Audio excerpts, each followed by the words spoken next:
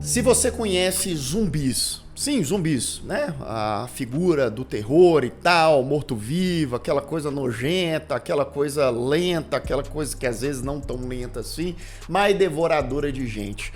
Se você tá habituado a ela, é por causa de um cara. Um cara foi o grande responsável por essa popularidade, por transformar o zumbi no que a gente conhece nas últimas décadas. Foi George A. Romero. Pois é, George Romero, também conhecido como o pai dos zumbis. Um cara extremamente influente para o gênero do horror, assim como Resident Evil é uma franquia extremamente influente para o terror nos jogos. E você muito provavelmente já deve ter ouvido falar. E talvez você não tenha ouvido falar que o Romero, o pai dos zumbis, era para ter dirigido um filme de Resident Evil. Tava ali, ó, o roteiro tava pronto, já tava, mas não aconteceu. E fizeram um documentário sobre essa história. No George A. Romero's Resident Evil, a gente sabe um pouco mais a fundo por que não aconteceu, quem é George Romero, quem é Resident Evil, como que seria esse filme do Romero e afinal de contas, que diabo de filme é esse?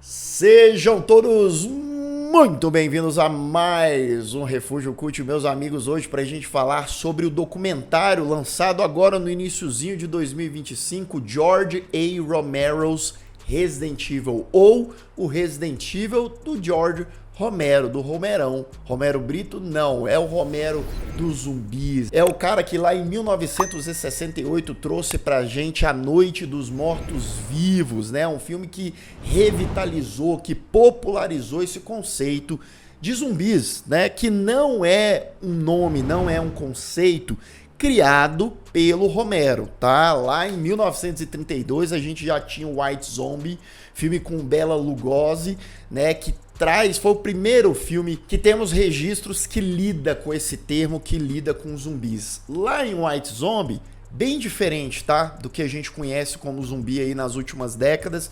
É um zumbi mexendo uma coisa mais sobrenatural, voodoo no Haiti, etc, né? Uma outra pegada. Em Revolt of the Zombies, alguns anos depois, em 1936, isso volta a ser trabalhado também. Mas sim, esses mortos-vivos que a gente conhece, lerdão, aquela coisa clássica, foi o Romero que trouxe, foi o Romero lá em A Noite dos Mortos-Vivos que estabeleceu. Depois em Dawn of the Dead, 10 anos depois, no original Madrugada dos Mortos, né, lá no shopping, coisa e tal, né, ele volta a fazer isso, que é um outro ícone. Depois, na década de 80, com Day of the Dead, teve Terra dos Mortos, enfim, o cara é pai da coisa toda. Em 1996, a Capcom, que é a empresa de jogos responsável por Resident Evil, né, contratou ali um tal de Shinji Mikami. Shinji Mikami, que era jovenzinho na época,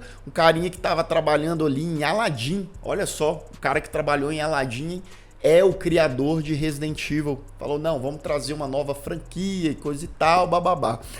E aí eles pensaram, peraí, vamos trazer quem? Vamos trazer o George Romero para dirigir Resident Evil, óbvio, é o pai do zumbi, é o cara que manja pra caramba, é um cara que já tá, né, estabelecido na indústria. O pessoal vai ver lá o Resident Evil de George Romero, vai dar muito certo, mas infelizmente não deu nada certo. O negócio teve várias picuinhas, o projeto não saiu, a gente vai explorar mais isso aqui. Esse documentário aqui, o George A. Romero's Resident Evil, é um documentário que não tá em streaming aqui no Brasil, você tem que dar aquela procurada, aquela peneirada na internet. E aqui eu já vou avisando que eu vou entrar em alguns spoilers do documentário pra gente explorar um pouco mais essa história, né? E quem tiver curiosidade, quem não quiser ficar sabendo de detalhes aí, vai lá, procure o documentário, depois volta aqui. Esse doc é dirigido pelo Brandon Salisbury, que claramente é um cara muito fã de Resident Evil, porque esteticamente esse documentário, em termos de formato também, ele tem toda uma vibe, uma estética de Resident Evil. né? Ali a maneira como a narração começa, falando ali da Constantin Films, que é a empresa que comprou os direitos ali, ó, em 1997 da Capcom. Ou seja, acompanha comigo, a Capcom cria Resident Evil, o jogo, em 1996. Essa empresa alemã, essa produtora alemã, olha, fala, isso aí vai dar bom, isso aí vai fazer sucesso. Porque o primeiro Resident Evil, ele já foi um sucesso de vendas, de popularidade. Inclusive, é a franquia que salvou a Capcom, que a Capcom tava mal das pernas. A Capcom, naquela época, década de 90, tava ameaçando ali, eu ia falar falecer, mas de certa forma né? Mas seria falir mesmo. Resident Evil deu um up gigantesco na empresa. Não à toa que tá aí entre, se não for, a sua franquia mais famosa nos últimos anos, né? Nos últimos tempos.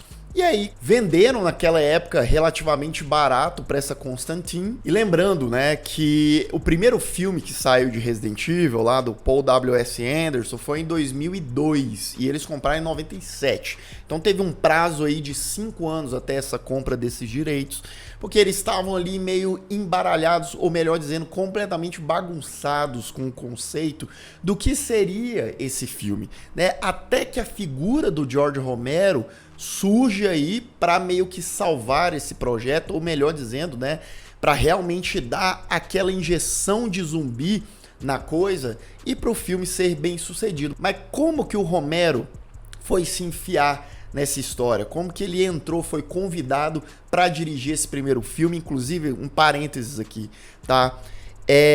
O filme, ele não ficou pronto, ele não foi lançado, apesar dele ter entrado ali em pré-produção, roteiros, esboços iniciais e tal, que a gente vai comentar nesse vídeo de hoje. Então não tem como a gente saber se o filme seria bom ou se ele seria melhor do que essa franquia que foi lançada, ou aquele de 2021, Welcome to Raccoon City, né? Enfim, não dá pra saber, mas com os detalhes, com o roteiro, com o envolvimento do Romero, mano, o cara responsável por Dawn of the Dead, Night of the Living Dead, Day of the Dead, Battle of the Dead, entendeu? Eu acho, particularmente, é uma opinião minha, que esse projeto ia ser interessante, ia ser curioso, ia ser legal, né? Os filmes do Paul W.S. Anderson, o de 2002 eu acho ok, né? Ele muda muita coisa, daqui a pouquinho a gente vai também entender o porquê que eles mudaram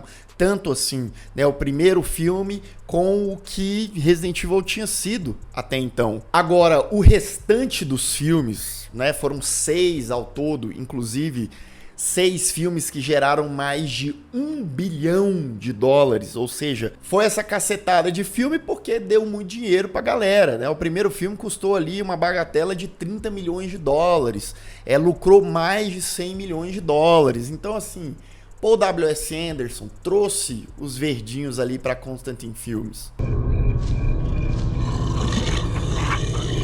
Mas vamos voltar no tempo, não vamos falar dessa franquia que saiu, vamos falar do que não saiu e por que não saiu, né? 1996, Resident Evil 1, o jogo é lançado, é um popular pra caramba, e aí a Capcom corre, vamos lançar a continuação, vamos lançar o segundo jogo e tal, correram com a produção, novos protagonistas, Leon Kennedy, Claire Redfield, né? Lembrando que os protagonistas do primeiro Resident Evil é o Chris Redfield, a Jill Valentine, o Wesker, o Barry, etc, né? Eu sou fã de Resident Evil há muitos anos, fez muito parte da minha vida.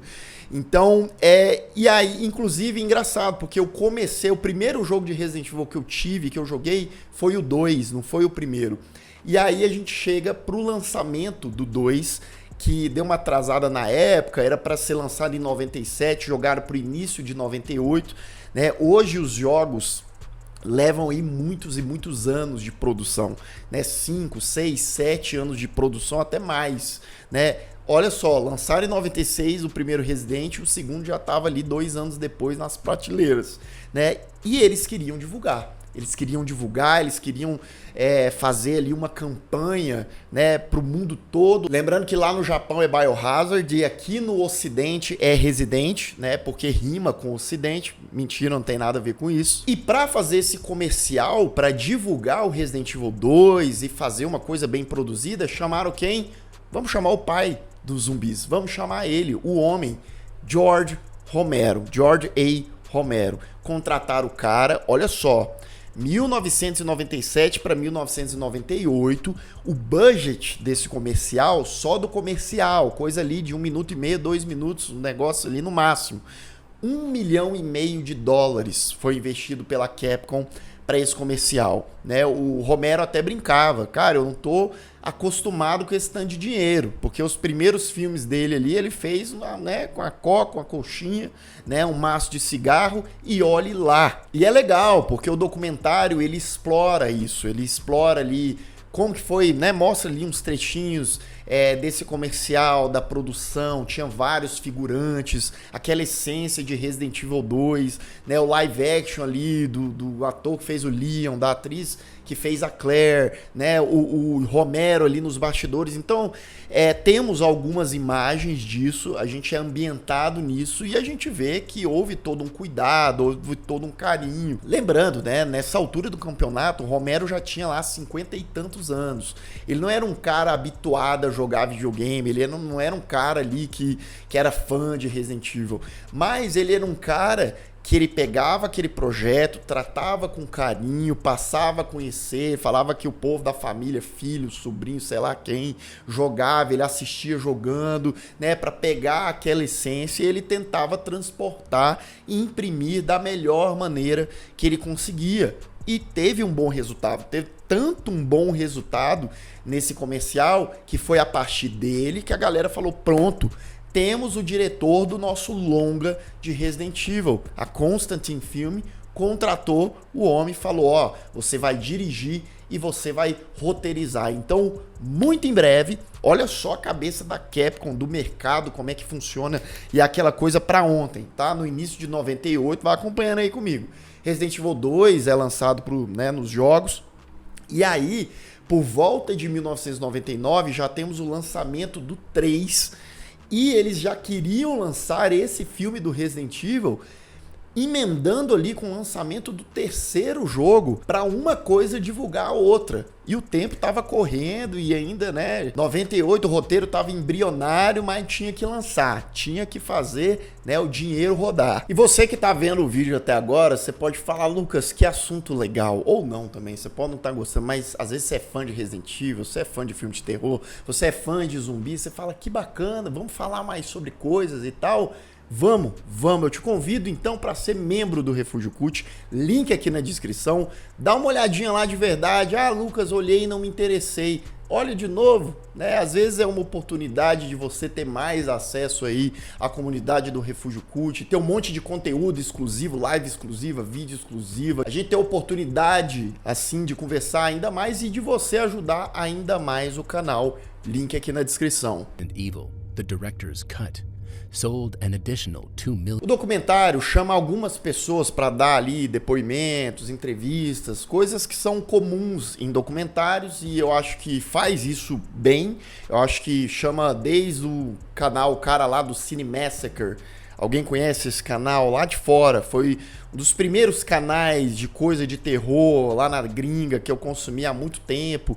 E o cara tá lá falando do Romero, do quão ele é influente, né? Teve um cara que trabalhou nos jogos de Resident Evil, tava lá desde o primeiro Resident Evil, né? E ele montava os cenários e tal. Então a gente tem algumas dessas perspectivas mostrando a influência do Romero na vida deles, o cara que se tornou o diretor por causa do George Romero, mostrando como o Romero era um cara gentil, aberto, um cara que abraçava as pessoas, que ajudava as pessoas também e que era, acima de tudo, apaixonado de verdade, né, pela arte que ele fazia. Isso é muito importante a gente ter em mente muito do porquê que o projeto não foi adiante. Inclusive, uma coisa que eu acho legal desse documentário, que eu não necessariamente estava esperando, é que esse documentário, acima de tudo, acima de falar de Resident Evil, acima de falar desse filme que não aconteceu, que era para acontecer, mas nunca saiu, né, é uma grande homenagem ao Romero, aos filmes do Romero, à influência do Romero. Eu vou falar um pouco mais pro final do vídeo, que eu até cheguei a me emocionar com essa homenagem, com o que eles trazem do Romero, do legado do cara. Então, por essa, eu não esperava, né? Assim como traz essas coisas do Resident Evil, como, por exemplo, roteiros antes do Romero ser contratado. Roteiro que dava uma viajada legal, assim, tinha lá a Jill, o Chris, mas tinha umas mudanças cabeludas, como o Wesker se transforma no Tyrant, né? Quem não se lembra é o chefão final ali do primeiro jogo de Resident. Lucas, você tá me dando spoiler? Ah, meu amigo, eu sinto muito, tá? Eu sinto muito. Mas assim, uma coisa que nem passava perto de acontecer ali no primeiro jogo e tinha outras viajadas. E aí a gente fica sabendo dos primeiros rascunhos, dos primeiros esboços do roteiro do homem, do Romero. Tanto é que vazou o próprio roteiro do Romero, né? E, bem, digamos assim, tem a mansão, tem Raccoon City, tem Umbrella, né? Mas também tem mudanças, porque é uma adaptação, né? Sejamos sinceros aqui.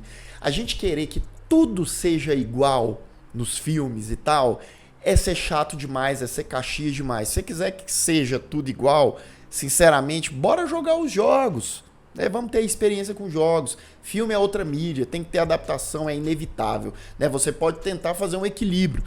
E o Romero, até por não ser um fã de Resident Evil, ele tava ali conhecendo, vendo os outros jogarem e tal, e então ele tava tentando trazer esse equilíbrio. Ele falou trazer esse equilíbrio do universo que ele já tinha construído até então, mais ou menos o formato do Noite dos Mortos-Vivos, Dawn of the Dead, mas unificando ao Resident Evil. Capcom had the answer. Hire George Romero.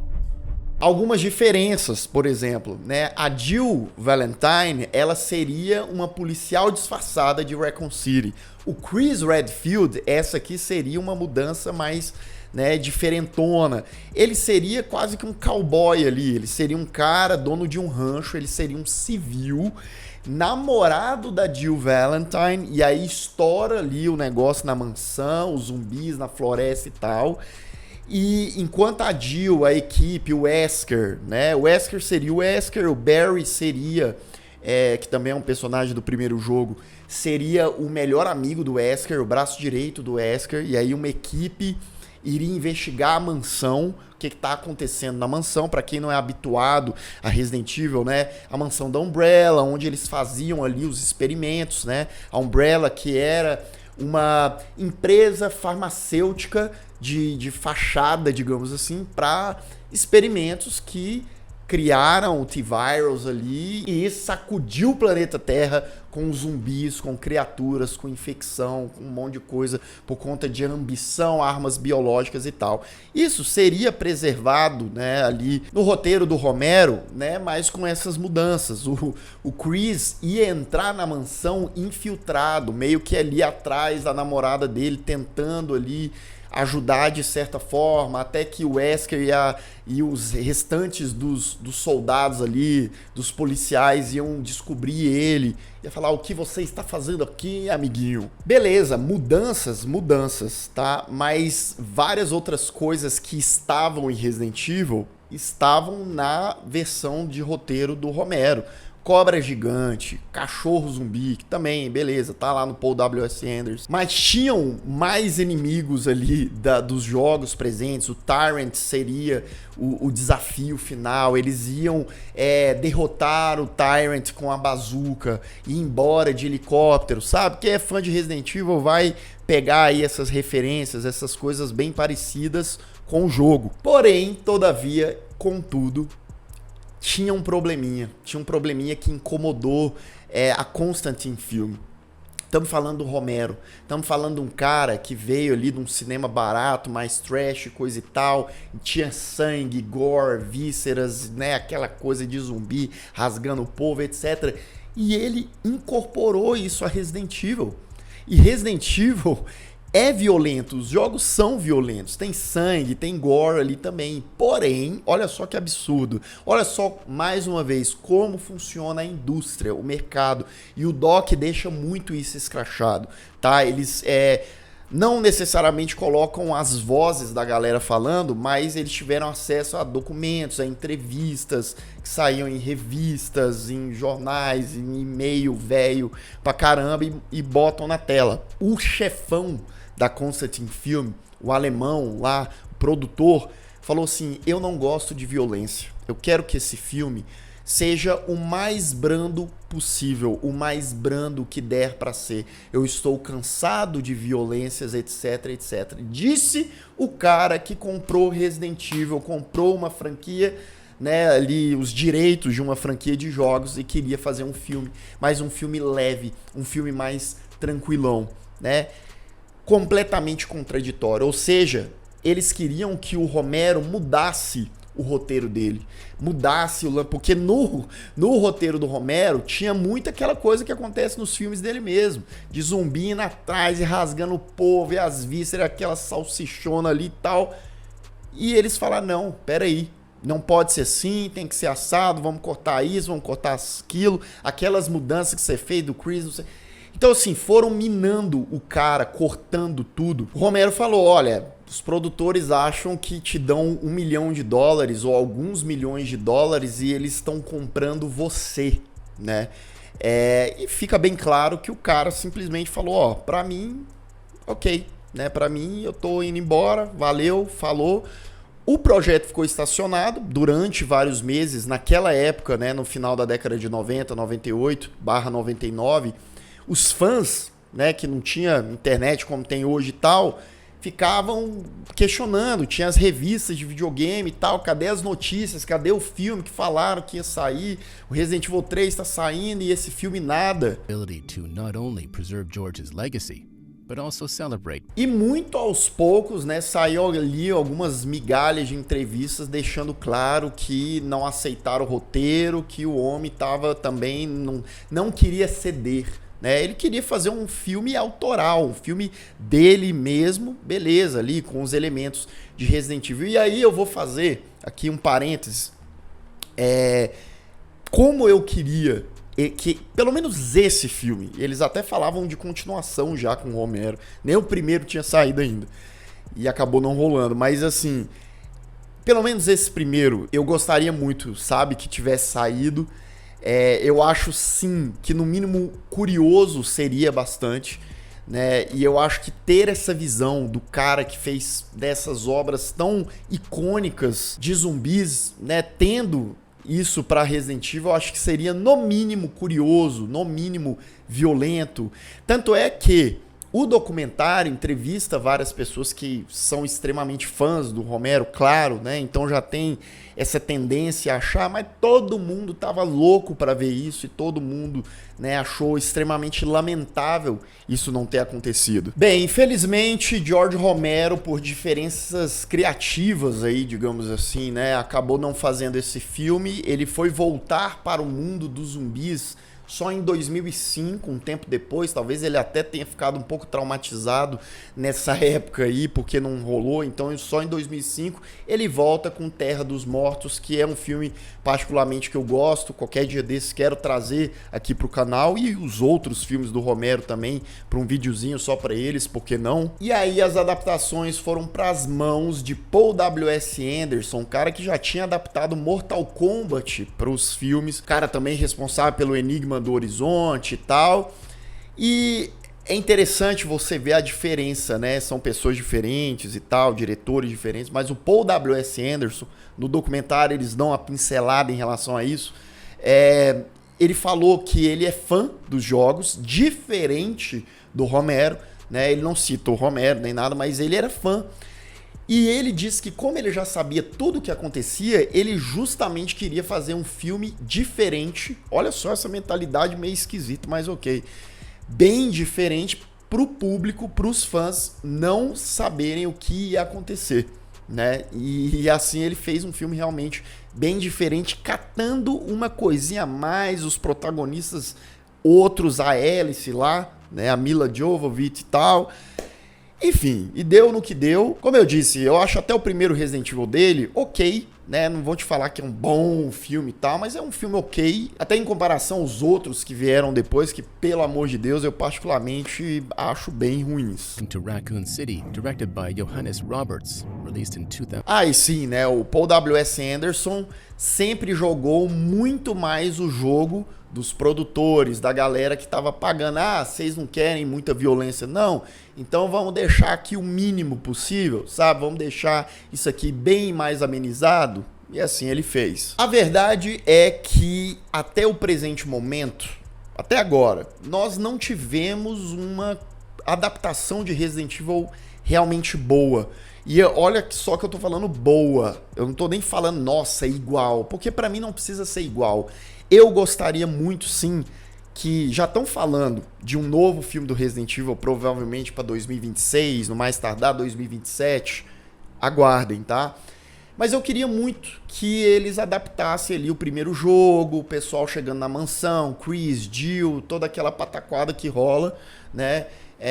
Adaptando, obviamente, da melhor forma possível, mas sendo, acima de tudo, um filme de terror e um filme de zumbi que valha a pena, que seja legal, né, como filme. E isso é possível. A gente já tá tendo aí produções boas, como The Last of Us, né, ali o Fallout, aquela série do Fallout é legal também, e outras. Finalmente estamos tendo aí um certo respiro, que parece que a galera tinha, nessa época, década de 90, início dos anos 2000, vergonha de ser adaptações de jogos. É tipo assim, a gente quer aproveitar a popularidade desses jogos, mas a gente não quer assumir a narrativa deles ali, não quer realmente trazer eles para a telona. Vamos adaptar o máximo que pode, né? Então eu acredito muito que deve haver esse equilíbrio. Tanto é que esse equilíbrio tá tendo nessas produções mais atuais aí dos últimos anos e tá funcionando bem melhor. Eu não ia nem mencionar, mas eu vou mencionar aquela série da Netflix de Resident Evil de uns anos atrás, que pelo amor de Deus, né, mais uma que é bem diferente da narrativa original, da proposta original, e o negócio é esse sim, né, uma verdadeira pataquada de altíssima não qualidade. George A. Romero, o homem, a lenda, faleceu infelizmente em julho de 2017. A viúva do George falou ali que eles tinham algumas conversas no final da vida dele. E ela decidiu perguntar para ele, George, e aí, hoje em dia, depois de muitos anos, né? Ele faleceu com 77 anos. Nos últimos anos, ele nem chegou a fazer filme, ele estava acometido por um câncer e tal, né? E aí ela perguntou, e aí, o que você pensa hoje sobre o legado que você deixou os filmes? Ele, na verdade, a impressão que eu tenho é que ninguém liga. No fim das contas, ninguém tá se importando mais, né? Então, eu fiquei um pouco emocionado nessa hora, você vê o George Romero, o cara responsável pelo que a gente conhece de zumbi e responsável por tantos filmes icônicos na cultura pop, no cinema, né? Faleceu, morreu, né, ao fim da vida, desgostoso por conta dessa falta. Eu acho que ele não sentia muito esse reconhecimento em vida, sabe? E as coisas foram se perdendo também. Ali no fim da vida, ele já não tinha tantas oportunidades como ele teve nas suas épocas áureas ali, década de 70, década de 80, né? E a esposa dele fundou o Instituto George A. Romero, né, um ano após a morte dele, que é um instituto que justamente influencia novos diretores, deixa vivo o legado do George Romero, né? É muito legal porque, por exemplo, várias homenagens aconteceram por Romero depois da sua partida. No shopping que foi gravado o primeiro Dawn of the Dead lá de 78, colocaram um busto dele no meio do shopping. E George Romero, onde você estiver, né, o documentário é uma homenagem para você, esse vídeo é uma homenagem para você. Saiba que a gente deve todos os filmes legais, todos os jogos legais e tudo que a gente tem de massa aí nas últimas décadas de zumbi a você. Se isso não é um legado extraordinário, coisa de lenda, coisa de gênio, eu já não sei mais o que é. Ainda bem que a gente tem esse documentário, né, para relembrar essas coisas. É um bom documentário, eu gostei do documentário. Acho que tem uma outra coisa que talvez eles pudessem ter aprofundado mais, até nos bastidores dessa produção que nunca aconteceu, de fato, nunca foi lançada e tal. Eles trazem algumas coisas que já estavam na internet, digamos ali 80, 90% das coisas, mas ainda assim, em termos de sintetizar tanto o legado do Romero quanto essas informações já existentes sobre esse projeto que nunca realizou, tá ali, né, num resumão de 1h50 mais ou menos desse filme. E é isso, eu dou uma nota 8 pro documentário. Eu particularmente gosto muito dessas histórias de filmes, né? Inclusive a Constantin Film, essa empresa, ela é campeã em não realizar projetos e esses projetos ficarem famosos mesmo não sendo realizados. Por exemplo, lembra aquele Quarteto Fantástico da década de 90 que nunca saiu? Né? Eu até mencionei um vídeo há muitos anos aqui. Era da Constantin Film também, dessa mesma empresa. E aí rolou um monte de treta de direitos autorais e tal, e nunca foi adiante, né? São muitas picuinhas de bastidores, mas o que fica de verdade são os filmes que realmente lançam, que realmente fazem história como os filmes do Romero. E você, já conhecia essa história? O que você acha, né, dos filmes do George Romero, do legado dele? E o que você espera dos próximos filmes do Resident Evil, que, como eu disse, tá? É questão de tempo, vai acontecer. E se você ainda não é inscrito aqui no canal, se inscreva aqui embaixo, clique no sininho para receber todas as notificações e deixe o seu like, que ajuda muito o Refúgio Cult. Se torne membro do canal, claro, se você puder e quiser, link aqui na descrição. E eu vou ficando por aqui, caso você tenha perdido os últimos vídeos do canal, ó, estão aparecendo bem aqui do meu lado. É só clicar, assistir caso o YouTube não tenha te mandado. Um grande abraço e até mais.